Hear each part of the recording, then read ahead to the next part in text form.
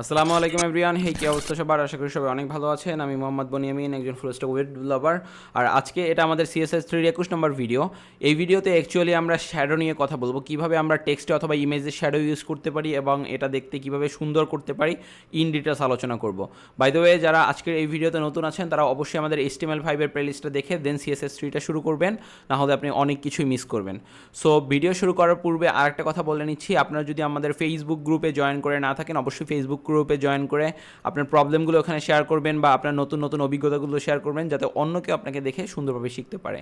So বেশি কথা না বাড়িয়ে আমরা আমাদের ভিডিওর মূল টপিকে চলে যাচ্ছি। এটা হচ্ছে আমাদের গত ভিডিওর কোড। এই কোডগুলো আমরা যদি একটু কেটে দেই, এটা হচ্ছে এখানে HTML এর ভিতরে যে কোডটা আছে, বডির ভিতরে যে কোডটা আছে, ওই কোডটাই অ্যাকচুয়ালি আমরা কেটে দিলাম, কারণ আগের যে জিনিসগুলো আছে ওইগুলো আর কি আমাদের দরকার আছে, আমাদের লাগবে। সো এগুলো রেখে দিলাম, শুধু বডিরটাই কেটে দিলাম। যাই হোক, CSS3টার যে ফাইলটা আছে, style.css ফাইলটাতে ক্লিক করে ভিউতে গিয়ে এডিটর লেআউটে গিয়ে স্প্লিট ডাউন করে দিলে এটা নিচে চলে আসবে। এতে আমাদের দেখতে সুবিধা হবে বা বুঝতে সুবিধা হবে। সো এখন আসি যে আমরা কিভাবে একটা টেক্সটে শ্যাডো অ্যাড করব। শ্যাডো জিনিসটা কি? মাঝে মধ্যে আপনারা দেখবেন যে একটা ছবি আছে, ছবির চতুর্দিকে একটা ঝাপসা বাউন্ডারি থাকে। শ্যাডোটা এমনভাবে সিস্টেম ডিজাইন করি আমরা, যাতে হচ্ছে ওই ছবিটাকে একটু রিফ্লেকটিভ দেখায় বা রিফ্লেক্ট করে ছবিটার পিছনের ব্যাকগ্রাউন্ডটা। ব্ল্যাক মানে হোয়াইট ব্যাকগ্রাউন্ডের ক্ষেত্রে যখন একটা ব্ল্যাক শ্যাডো আমরা দিব, দেখতে কিন্তু একটু সুন্দর দেখাবে। সো আচ্ছা, এটার জন্য আমরা একটা টেক্সটের শ্যাডোটা আমরা আগে দেখাবো। আমরা একটা এইচন ট্যাগ নিলাম, এইচন ট্যাগের ভিতরে লিখলাম আই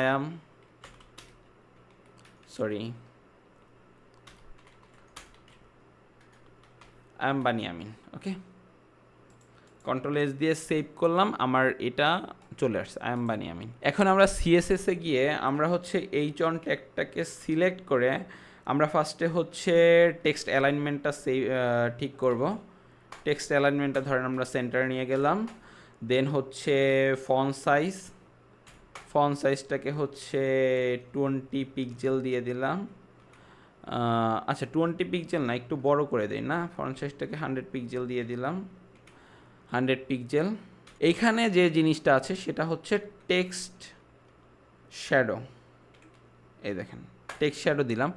এখানে আমি ফার্স্টে বুঝিয়ে দিচ্ছি, প্রথমে হচ্ছে এক্সের ভ্যালু দিতে হবে, তারপর ওয়াইয়ের ভ্যালু দিতে হবে, তারপর হচ্ছে আমার যে এই যে শ্যাডোটা আছে বা শ্যাডোর যে পিছনের যেটা আছে ব্লার দিতে হবে।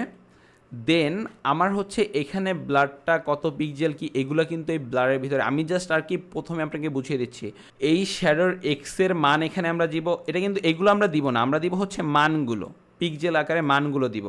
এক্সের মান দিলে কোন দিকে যাবে, মাইনাস দিলে উপরে যাবে না নিচে যাবে, শ্যাডোটা ওইটা হবে। তারপর এটা কতটুকু ব্লার হবে ওইটা হবে। দেন শ্যাডোটা কি কালারের হবে ওইটা হবে। এখানে এক্সের মান হচ্ছে শ্যাডোটার মানে উপরে হবে না নিচে হবে, এই দুইটা জিনিস আমার শ্যাডোকে আমি যখন দিব মানগুলো, ওই মান দুইটা প্রথমে দিব। একটা হবে লেফটের মান আর একটা হবে রাইটের মান। এক্স হচ্ছে রাইটে না লেফটে যাবে, প্লাস মাইনাস দিয়ে আমরা করব।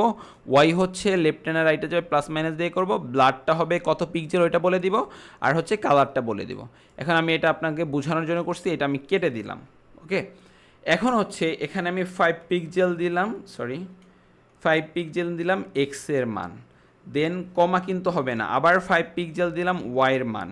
আবার আমার এখানে কি করেছি আমি ব্লারটা কত পিক্সেল দিব, ধরেন আমি ব্লারটা এখানে 3 পিক্সেল দিব। এটা হচ্ছে ব্লারের মান। আর কালারটা কি হবে, কালারটা ধরেন হচ্ছে হবে ব্লু। দেখেন ব্লু। কন্ট্রোল S দিয়ে আমরা সেভ করি, দেখেন শ্যাডোটা চলে আসছে। দেখেছেন, শ্যাডোটা কিন্তু অলরেডি এখানে চলে আসছে। ব্লারের মানটা যদি আমরা এখানে 5 দেই, কন্ট্রোল দিয়ে সেভ করি, দেখেন এটা ব্লার হয়ে গেছে। বা এটা একটু ব্লারের মানটা আমি একটু বাড়াই দিই, আমি হচ্ছে এটা 9 দিই, কন্ট্রোল S দিয়ে সেভ করি, দেখেন ব্লারের মানটা বাড়তেছে। আবার এটা যদি ব্লারের মানটা আমি যদি 50 দিই, দেখবেন যে অনেক ছড়ায় গেছে এই, রাইট? সো এটা আমরা ম্যাক্সিমাম টাইম হচ্ছে যখন কোনো কাজ করি, এটা হচ্ছে 3 দিয়ে এরকম করি, যাতে হচ্ছে দেখতে আর কি সুন্দর দেখায়। যাই হোক, প্রথমটা হচ্ছে আমার এই ব্লাডটা উপরে যাবে না নিচে যাবে। এখন এই 5-এর আগে প্রথমটা যে এক্সের মানটা, এটাতে যদি আমি মাইনাস দিয়ে কন্ট্রোল দিয়ে সেভ করি, দেখেন ব্লাডটা কিন্তু অন্যদিকে চলে গেছে। আবার এটাও যদি আমি মাইনাস দিয়ে সেভ করি ওয়াই, দেখেন ব্লাডটা কিন্তু উপরে উঠে গেছে, রাইট?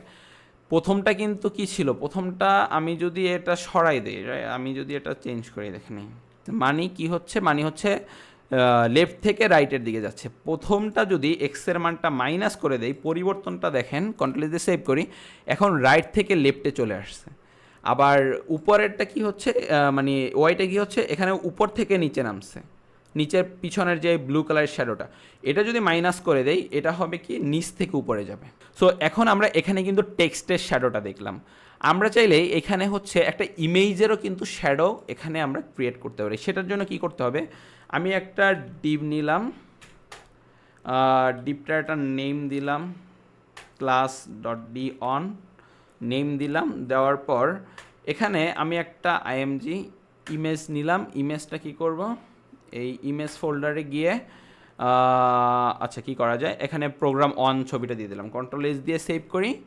আমার এখানে এই ছবিটা ইম্পোর্ট হয়ে গেছে। এখন আমরা আমাদের যে এই ডিভিশনটা নিয়েছি এটা একটু সাইজ রিসাইজ করব। ওকে, ডিভিশনটার নাম দিয়েছে ডিঅন ডট ডিঅন দিয়ে আমি এখানে কাজ করব। এখানে একটা উইথ দিব ধরেন হচ্ছে 500 পিক্সেল। আবার এখানে একটা হাইট দিব ধরেন আবার ওইটাই দিলাম 500 পিক্সেল। আবার মার্জিনটা যদি আমি একটু অটো করে দেই, কন্ট্রোল এস দিয়ে সেভ করি, আমার এইটার কিন্তু অটো হয়ে গেছে। এখন আমি কিন্তু এটা সেট করেছি, আমার যে ডিভিশনটা আছে ডিভিশনটা ঠিক করেছি, আমি কিন্তু আমার ইমেজটা ঠিক করি নাই, রাইট? ইমেজটা এখনও বড় আছে, আমার এখন এই ইমেজটা ঠিক করতে হবে। এটার জন্য আমরা কি করব, এটার জন্য হচ্ছে আমাদের ইমেজটাকে সিলেক্ট করতে হবে। এই জন্য ডট দিয়ে ডি অন মানে হচ্ছে আমার ডিভিশন অন যেটা আছে, তারপর সেটার ভিতরে কি আছে আইএমজি যেটা আছে এটা দিলাম। আমার ইমেজটাকে সিলেক্ট করা হয়ে গেল। এখানে আমি উইথ দিব, উইথটাকে 100% করে দিব, কন্ট্রোল এস দিয়ে সেভ করবো, উইথটা 100% হয়ে গেছে, রাইট? আমার ইমেজটা সাইজ করা হয়ে গেছে। আমি আবার এই ডিভিশনে ফিরে যাব। আমার এই ডিভিশনটাকে একটা বর্ডার দিতে চাই। আমার যে ডিভিশনটা আছে দেখাচ্ছে না, এটা দেখানোর জন্য আমি একটা বর্ডার ইউজ করব। বর্ডারটা দিব হচ্ছে 1 পিক্সেল।